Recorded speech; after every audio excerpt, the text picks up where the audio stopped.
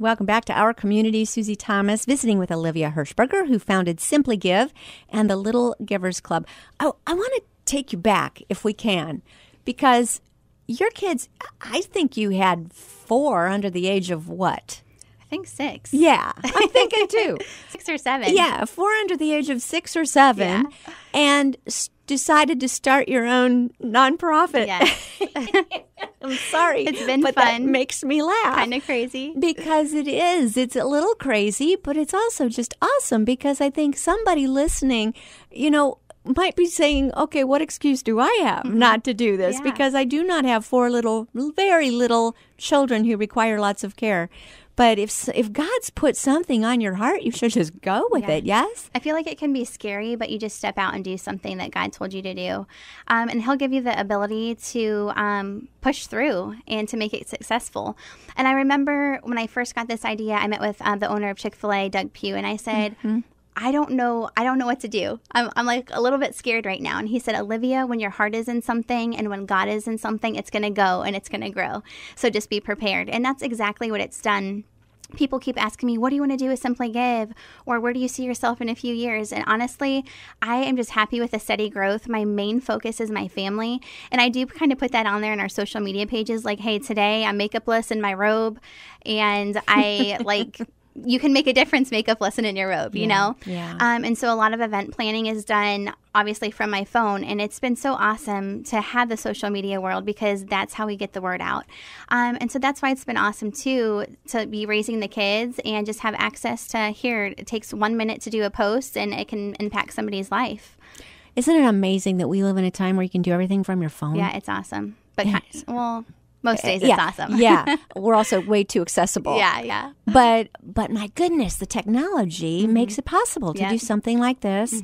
A person organized an entire parade up in Cleveland when the Browns went 0-16 and did that all by Facebook. Oh my gosh. So when you think that what you're able to organize all by Facebook is really, really incredible. Yeah, I think the interaction with when we post an event and people sharing it, that obviously gets the word out so awesome for us. And especially when you make an event that appeals to so many people, people want to support. If they can't be there, they'll drop off items or they just want to be part of the events that we're doing. So let's talk about some of the ones. What comes to mind as highlights of some of the events that you were able to throw in the early years? So the early years, our very first event was called Mardi Gras, and we always hold it on Mardi Gras, which makes it just like a fun girls' night. Yeah. And I actually saw 2 women doing this in like Los Angeles, and I thought that's so cool. I would love to do that in Stark County. So our very first Mardi Gras was at La Pizzeria, and we just collected new bras, new underwear, and feminine products for the YWCA. And then it's just grown over the years. We actually had the last event at the Barrel Room, and we were busting at the seams. There was no parking. There was hardly any seating. So it was awesome to see, when you give women something so simple to be part of and something that's fun, they're going to show up and support. So that was fun. We've had 4 Mardi Gras since. We have that every Mardi Gras. And then another one is always our cancer outreach because everybody knows someone battling cancer, whether it be a family member or a friend. And so I would say that's definitely our most inspiring event to see these women who are battling cancer get up and share their stories. It's just truly amazing, and they're all miracles. And just for them to know that there's an army of women supporting them and standing behind them. And the very first year that we hosted our cancer outreach, we had, I think, 36 women come, and we made 50 chemotherapy care bags.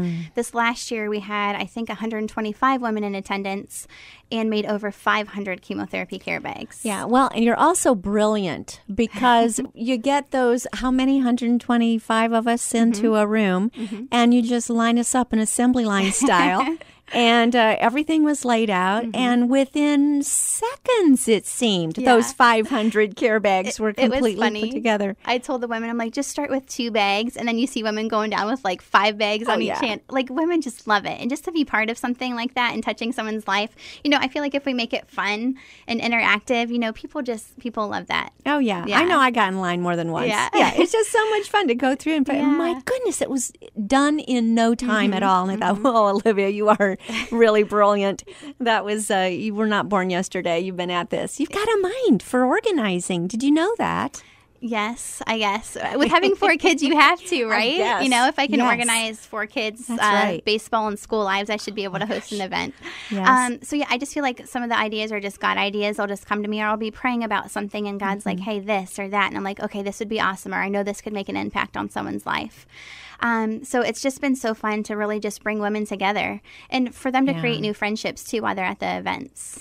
So you talk about your 4 kids and wanting to instill this idea of giving into them and make it top of the mind for them as well. Yeah. It's not easy. 3 little boys and 1 little girl? Yes. 1 little girl who's able to keep up with the little boys. Oh, yeah, that's for sure. Oh, she's awesome.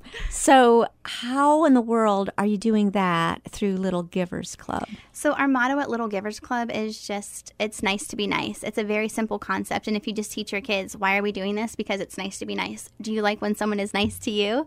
You know, and so I feel like it's a continual thing that needs to be taught because kids are kids. They have a selfish nature. I mean, adults have a selfish nature too, you know?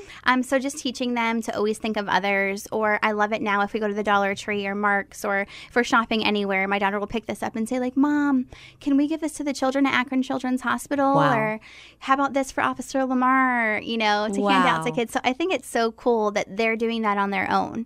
Not always. They still have their moments. But I just really do want to raise sweet, kind kids. Because a lot of people are hearing you saying, okay, maybe not always, but the fact that ever your children are picking up something saying, let's give this to the Akron Children's Home or Officer really Lamar. Sweet. It's amazing. It's sweet. Yeah, very, very cool. Olivia, let's talk about how you grew up. I was raised in an awesome Christian home. My parents, Tim and Cindy Lapps, they were always giving of their time, resources.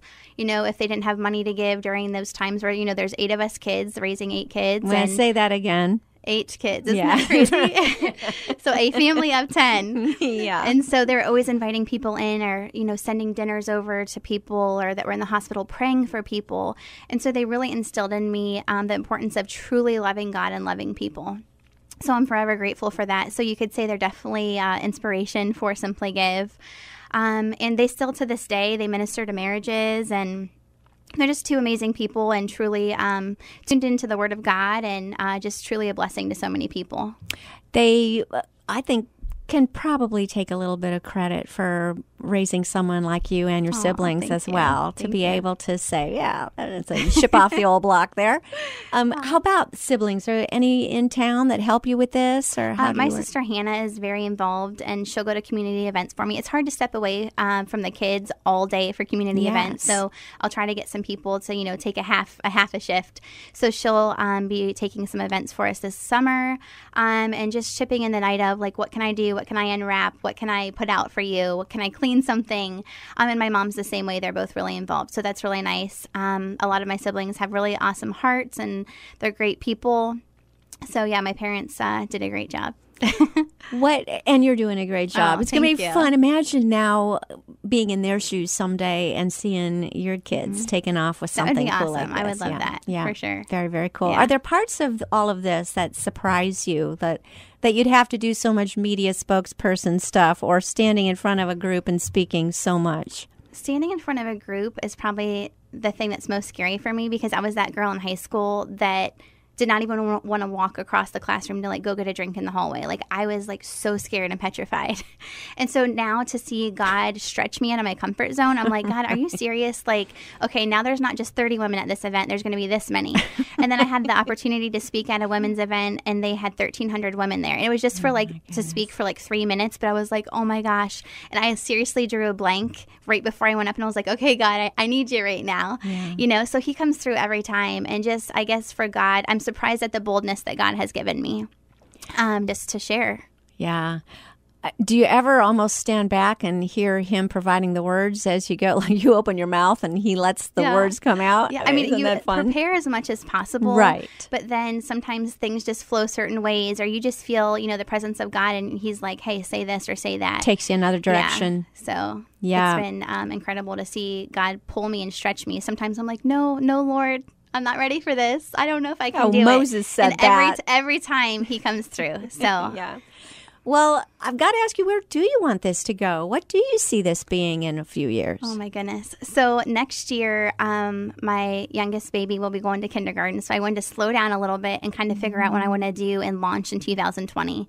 I would love eventually for Simply Give to be local to different communities in different states. So host a Simply Give local in Michigan or South Carolina or Florida and kind of mock our events up here. And like we'll give them the theme and the scripture that we're standing on and say, make it your own and make an impact on your own community locally to you. So that would be my my goal. Not the next year. I want to focus on my family, and I feel like that's going to take a lot of work, but I would love for Simply Give to be national someday. It absolutely could. This is just a nice little template that other people can follow, and you keep it so very simple. I try to keep it simple and just more about the impact that we're making and less about us. What do you see in your own kids of their participation with you in Simply Give and with the Little Givers? They definitely, like if we collect items, they're definitely helping me count things, and they're like my little helpers. They love to be involved in it. They'll say like, Mom, when's the next Little Givers Club? Or they're excited about it. And so I know if they are, the other kids are excited about it. And that just is a huge blessing. And my husband, if you ask him, he will say he's become a bigger giver from when we first started dating. Because I'm like, why would we not give? If we have the time, the resources, why would we not give as much as possible? And so he's been a huge support system, and we're both just trying to teach the kids to always think of others. You got some baseball players up and coming. So I'm sure this Rubber Ducks night, I bet they're looking forward to that. They're very excited. Let's go over what these events are that are coming up on the 14th and 21st one more time. Okay, the Little Givers Club will be at Canal Park, the Akron Rubber Ducks, on July 14th. You can find us on Facebook or Instagram for the link to purchase tickets. Tickets are $8. We're collecting items for Officer Lamar Sharp, freezer pops, and a change drive. And for people who don't know Lamar Sharp, he's the person who founded Be a Better Me Foundation. Yeah, he's doing incredible things in our community. So you can find us on Little Givers Club on Instagram and Facebook. And then Foster the Love is through Simply Give on July 21st at First Christian Church.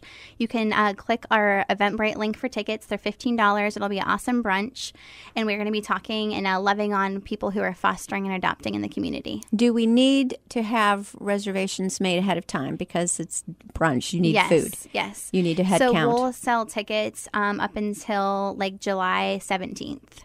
And so, you'll have to hop on Eventbrite and purchase a ticket, invite your friends, and then same with Little Givers Club. If you want to walk around the field and sit with our group, you'll have to purchase a ticket in advance. Okay, so no diddle-daddling. Yes. You want to go to Facebook and look up Simply Give and Little Givers Club. Yep, all the information's there. Rubber Ducks on the 14th and Foster the Love on the 21st. Olivia Hirschberger, thank you for all you do in our community. Thank you, Susie.